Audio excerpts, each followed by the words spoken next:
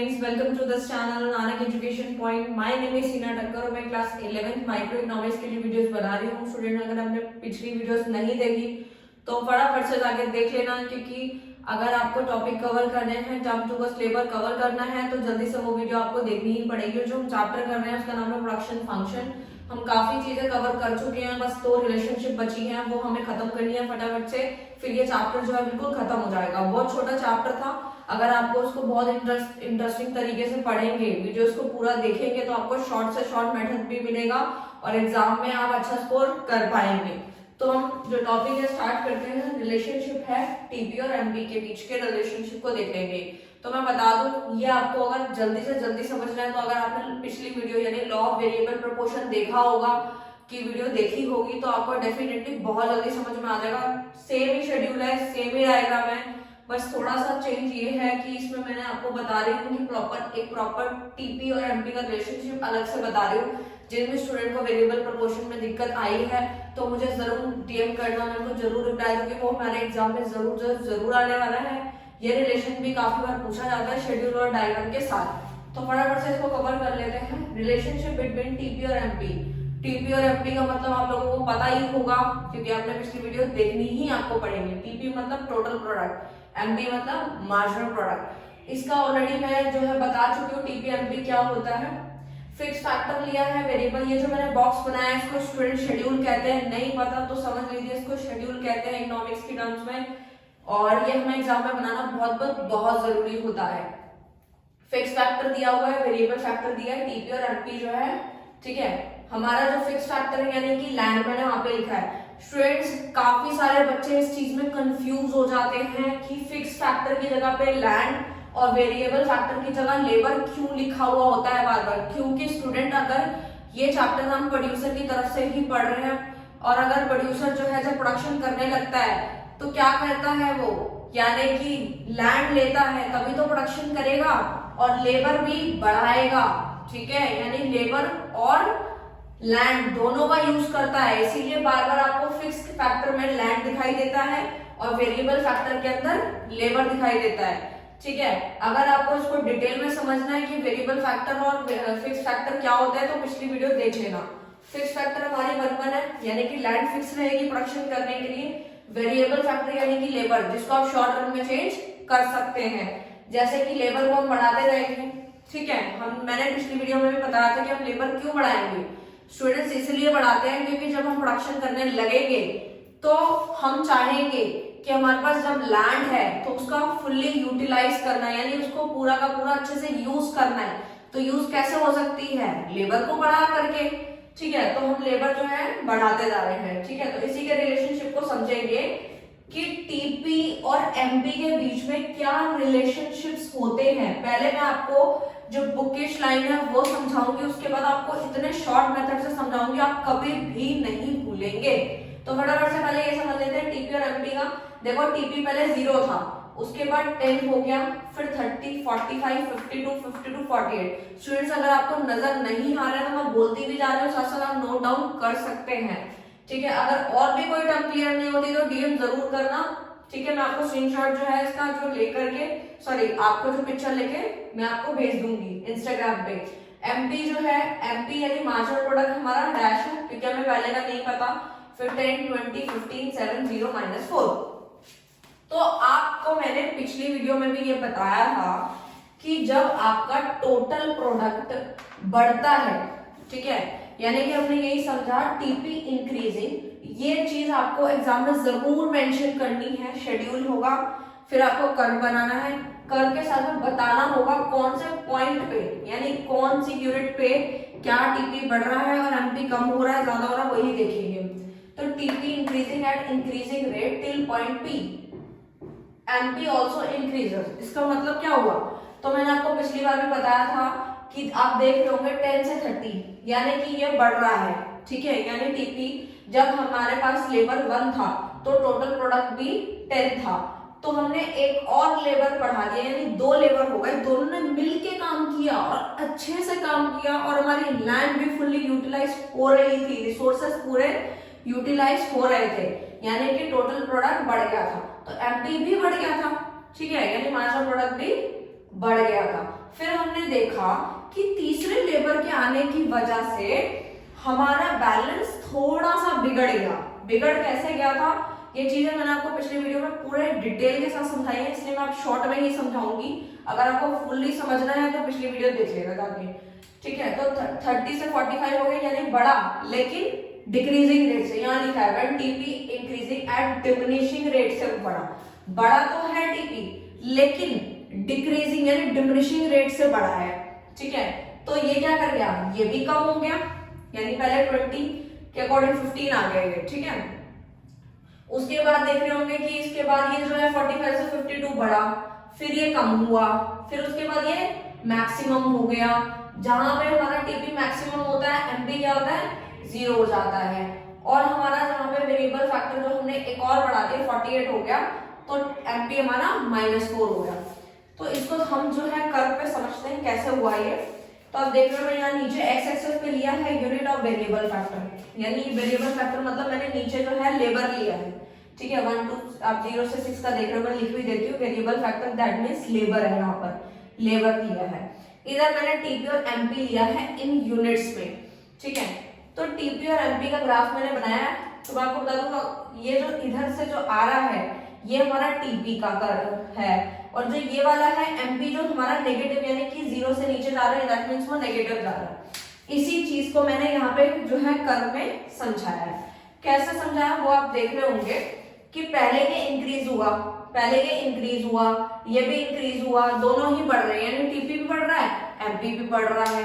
उसके बाद क्या हो रहा है, जैसे ही टीपी, ये देखो यहाँ लिखा हुआ है, इसी चीज को मैंने यहाँ समझाया है कि TP increasing at increasing rate till point P, till point P, that means ये वाला पॉइंट जो है हमारा ये रहा, ठीक है। दैट मींस पॉइंट पी, यहां तक तो हमारा जो है वो बढ़ रहा है। उसके बाद आपने देखा when TP increasing at diminishing rate MP fall, जहां पे हमारा टीपी बढ़ा तो है लेकिन डिमिनिशिंग रेट से बढ़ा है वो, ठीक है। तो जब डिमिनिशिंग रेट से बढ़ा तो एमपी क्या कर गया, एमपी हमारा फॉल कर गया। आप देख लो एमपी यहाँ पे फॉल कर रहा है। उसके बाद वो सिचुएशन आ जाती है, यहाँ पे लिखा होगा शेड्यूल के हिसाब से देखें तो 3 यूनिट से लेके 5 यूनिट तक आप देख सकते हैं कि बढ़ तो रहा है लेकिन किस रेट से, डिमिनिशिंग रेट से बढ़ रहा है। और जब भी हमारा टीपी जो होता है डिमिनिशिंग रेट से बढ़ेगा, ठीक है, यानी कम रेट से बढ़ेगा, तो एमपी क्या करेगा, गिरने लगेगा, फॉल करने लगेगा। तभी आप देख रहे हैं 15 से 7 पे आ गया।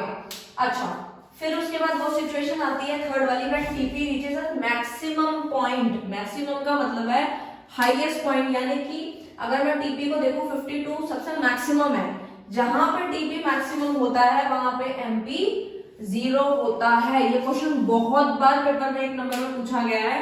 जहां पे टीपी मैक्सिमम होता है तो वहां पे एमपी क्या होगा, तो आपको 4 ऑप्शंस दिए होंगे या फिर फिल इन द ब्लैंक्स होगा, तो आपको आंसर 0 लिखना है, ठीक है। तो यहाँ पे ये वो वाली सिचुएशन है, कहां पे है, दिस वन पॉइंट एन, तभी यहाँ लिखा है एमपी बिकम 0 पॉइंट एन, इसी चीज को यहाँ पे लिखा है। अगर आप ग्राफ को कर्व को समझ गए तो ये भी आप खुद बना के लिख सकते हैं। When TP reaches it maximum point, point N जो है आपका, दैट मींस ये यहाँ पे जो मैक्सिमम है तो वहां पे क्या हो जाएगा, एमपी आपका 0 हो जाएगा, जिसको एन पॉइंट का नाम दिया है। यानी कि 5th यूनिट पे आप देख रहे हैं, मैं थोड़ा सा मार्क कर देती हूँ 5th यूनिट, यानी दैट मींस ये वाला आप मार्क कर सकते हैं।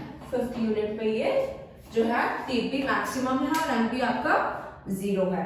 लास्ट टीपी स्टार्ट फॉल, जहां पे टीपी गिरने लगेगा यानी कम होने लगेगा। अभी तो मैक्सिमम था, मैक्सिमम के बाद वो गिर गया, कम हो गया। जैसे ही कम हुआ और एमपी तो ऑलरेडी 0 था, तो 0 के बाद क्या होता है, नेगेटिव नंबर्स आते हैं, तो वही एमपी क्या हो गया, नेगेटिव में आ गया। वही चीज यहाँ पे लिखी है, TP start fall, MP become negative, for example from 6th unit of variable factor, यानी कि 6th यूनिट में आप ये चीज देख सकते हैं, दिस वन, ठीक है। तो आई होप आपको समझ आ गया होगा ये पूरा टॉपिक। अगर अभी भी नहीं समझ आया तो आपको पता ही है, पहले मैंने बुकिश लाइन का आपको समझाने की कोशिश की थी, यानी जो बुक में लिखा था वही बताया आपको। अब मैं आपको शॉर्ट बताती हूँ जिससे आपको हमेशा याद रखना है टीपी और एमपी के रिलेशनशिप को। कैसे याद रखना है फटाफट से देख लेते हैं। जहां पे टीपी इंक्रीज होगा मैं एरो बना रही हूँ शॉर्ट वाला, वहां पे एमपी भी इंक्रीज होगा, ये याद रखना है। Increasing at increasing rate MP also increasing, बढ़ गया यानी ये बढ़ेगा तो ये भी बढ़ेगा। नंबर 2 पॉइंट, जहां पे हमारा टीपी बढ़ा बट डी मतलब डिमिनिशिंग, शॉर्ट में समझा रही हूं आप लोगों को जो चीज मैंने समझाई थी, इंक्रीज हुआ डिमिनिशिंग रेट से, वहां पे एमपी फॉल कर जाता है, फॉल मतलब गिर जाता है यानी कम हो जाता है। नंबर 2 पॉइंट आपको समझ आ गया होगा जो चीज मैंने आपको समझाई थी। नंबर 3, जहां पे हमारा टीपी मैक्सिमम होगा, मैक्सिमम वहां पे एमपी 0 हो जाएगा, जो कि अभी मैंने आपको यहां पे बताया। नंबर 4 पॉइंट, जहां पे टीपी फॉल करेगा यानी अब टीपी गिर रहा है, जब कम होगा तो एमपी नेगेटिव हो जाएगा। आप इसका फटाफट से पहले तो स्क्रीनशॉट ले लीजिए, इस पूरे का लेना है तो ले लीजिए, लेकिन ये वाला तो बिल्कुल अच्छे से कर लेना। एंड में जाते वक्त अगर ये भी आपको याद होगा तो आप कर्व भी बना लेंगे और शेड्यूल भी इजीली बना लेंगे। तो जल्दी से स्क्रीनशॉट लो। ओके, तो आई होप आपको समझ आ गया होगा, आपने स्क्रीनशॉट भी ले लिया होगा। तो फटाफट से इसको दोबारा से देख लेते हैं जल्दी से। टीपी जहां पे बढ़ा वहां एमपी भी बढ़ रहा है, टीपी बढ़ रहा है जहां पे इंक्रीज हो रहा है एट डिमिनिशिंग रेट पे, तो एमपी फॉल कर गया। जहां पे टीपी मैक्सिमम होगा एमपी 0 होगा, जहां पे टीपी गिर गया वहीं पे एमपी नेगेटिव हो जाएगा। आपको यही वाला याद रखना है, बहुत इजी वे है, जल्दी से याद कर लेना, नोट्स बनाते रहना और पेपर में अच्छे से अच्छे मार्क्स लाने की कोशिश करना। मैं फिर से बता दूं, माइक्रो इकोनॉमिक्स में मार्क्स लाना मुश्किल नहीं है, बस आपको करना यह है कि जो भी आपसे क्वेश्चन पूछा जाता है उसका आपको शेड्यूल यानी कि ये बॉक्स हमेशा बनाना है, क्वेश्चन में बोले या ना बोले शेड्यूल बनाना है, कर भी बनाना है, दोनों बनाना है। अच्छी प्रेजेंटेशन देने की कोशिश करनी है तो माइक्रो में आप अच्छे मार्क्स स्कोर कर पाएंगे, डेफिनेटली कर पाएंगे, आप कर सकते हैं अगर आप प्रैक्टिस करेंगे तो। और चैप्टर का लास्ट टॉपिक है रिलेशनशिप, बची है ये वाली एपी और एमपी के रिलेशनशिप की, तो वो क्या है फटाफट से कवर करते हैं, चैप्टर को फिनिश अप करते हैं। तो जल्दी से देखते हैं, एपी और एमपी के रिलेशनशिप को समझते हैं कि एपी अगर बढ़ेगा या फिर कम होगा तो एमपी गिरेगा, बढ़ेगा, 0 होगा, क्या होगा, इसी को अभी हम शेड्यूल और डायग्राम के थ्रू देखेंगे और जल्दी से समझने की कोशिश करेंगे। पहले जो बुकिश लाइन थी यानी कि जो बुक में लिखा था वही जो मैंने यहाँ पे लिखा है, और इन शॉर्ट में आप लोगों को बताऊंगी जो याद करने की ट्रिक शॉर्ट में होती है। तो वीडियो को बिल्कुल एंड तक जरूर देखना है आप लोगों ने, ताकि कुछ भी स्किप ना हो। एपी और एमपी यानी एपी मतलब एवरेज प्रोडक्ट, एमपी यानी मार्जिनल प्रोडक्ट के रिलेशनशिप को समझेंगे। फिक्स फैक्टर, वेरिएबल फैक्टर बिल्कुल सेम है, वही सेम है जो अभी टीपी और एमपी में देखा था हमने। एपी में देख पा रहे होंगे कि यहाँ पे पहले डैश है और एमपी भी डैश है। डैश क्यों है, कंफ्यूज मत होना, बहुत इजी मेथड है कि जब कोई लेबर है ही नहीं तो प्रोडक्शन होगा क्या, ठीक है, तो कुछ भी प्रोडक्शन नहीं होगा तो डैश ही रहेगा। फिर एक लेबर आया तो हमारा एवरेज प्रोडक्ट कितना हो गया, एपी हो गया 10, मार्जिनल प्रोडक्ट भी 10 ही था। दूसरे लेबर आने की वजह से क्या होता है, मिलके काम करा, अच्छे से कोऑर्डिनेशन हुआ, जिसकी वजह से क्या हुआ, एपी भी इंक्रीज कर गया और एमपी भी बढ़ गया। बढ़ कैसे गया, पहले 10 यूनिट था अब 20 यूनिट्स हो गया, और ये भी 10 यूनिट था अब 15 यूनिट हो गया, यानी कि दोनों बढ़ गए। इसी चीज को मैंने यहाँ पे लिखा है। बुक लाइन याद नहीं होती तो बिल्कुल भी मत घबराना, जो भी मैं समझाती जा रही हूँ शॉर्ट में जो समझाऊंगी वो जरूर नोट डाउन करना और पेपर में खुद बना के लिख कर आना। सिंपल पॉइंट्स है, कुछ भी रट्टा लगाने की जरूरत नहीं है। MP is more than AP, AP rises यानी एपी बढ़ रहा है। कौन सी यूनिट में, सेकेंड यूनिट में अगर हम देखें तो एपी भी इंक्रीज कर गए, यानी इन दोनों के अकॉर्डिंग देखें तो एमपी क्या है, ज्यादा है। वही चीज मैंने यहाँ लिखी है, दोनों में से देखना है कौन सा ज्यादा है, वही आपको यहाँ लिख देना है। MP is more than AP यानी कि एमपी जो है वो ज्यादा है एपी से और एपी भी इंक्रीज कर रहा है। सेकेंड यूनिट में हम देख रहे हैं, ठीक है, सेकेंड यूनिट यानी दिस वन, ठीक है। अब सेकेंड में देखते हैं एमपी और एपी इक्वल है, कौन से वाले यूनिट में इक्वल है, तो थर्ड यूनिट में मुझे दिखाई दे रहा है इस वाले के अंदर दोनों ही क्या है, बराबर है। बराबर क्यों है, क्योंकि एपी क्या है, मैक्सिमम है, एपी मैक्सिमम है। ठीक है, कौन सी यूनिट में? Third unit of variable factor, यानी दिस वन, दोनों बराबर है क्योंकि एपी यहाँ पे मैक्सिमम है। ठीक है, उसके बाद फोर्थ वाला, यानी कि MP is less than AP, AP fall from 4 unit of variable factor, यानी कि हम फोर्थ यूनिट में अगर देखें तो एमपी जो है वो लेस देन है एपी से, और एपी क्या कर रहा है? फॉल कर रहा है। फोर्थ यूनिट के अकॉर्डिंग देखें तो ये कम हो रहा है और एमपी भी कम हो रहा है। बट फर्क क्या है दोनों के बीच में? जी फर्क ये है कि एमपी जो है वो ज्यादा कम हो गया और एपी कम तो हुआ बट स्लो लेवल से कम हुआ, यानी कि ये थोड़ा कम हुआ है, ये ज्यादा कम हुआ है।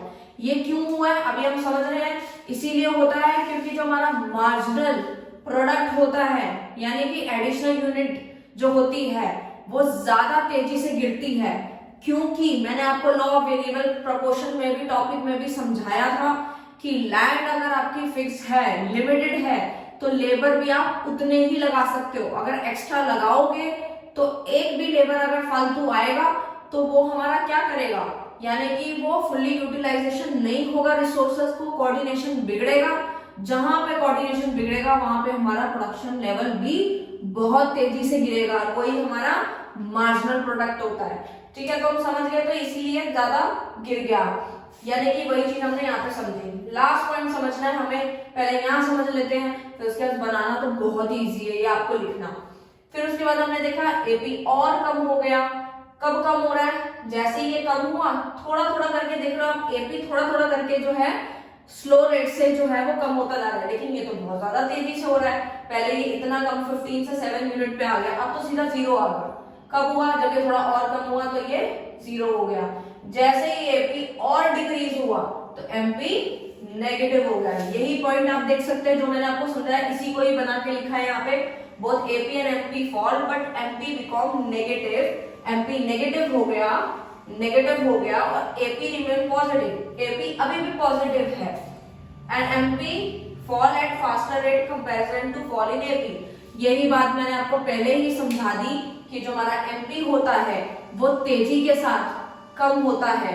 ठीक है, रीजन अभी आपको बता ही दिया, और एपी अभी भी पॉजिटिव है। जल्दी से शेड्यूल देखते हैं, बहुत इजी है। शेड्यूल को देख के ग्राफ बनाना होता है। ये ऊपर वाला जो है वो एपी है, नीचे यानी जो नेगेटिव जा रहा है वो हमारा एमपी है।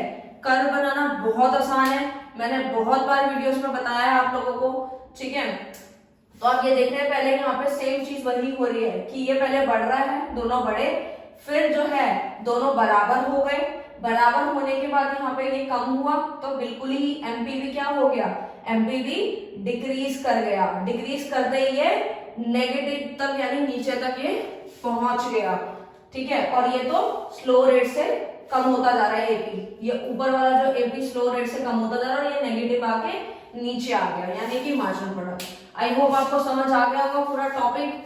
ठीक है, मैंने आपको शॉर्ट से शॉर्ट बताने की कोशिश करी। अगर अभी भी समझ नहीं आया तो शॉर्ट ट्रिक तो बिल्कुल है ही हमारे पास। जल्दी से समझते हैं, वीडियो को एंड करते हैं। यहाँ पे आप कॉलम बना लेना एपी का, इधर बनाना है एमपी का।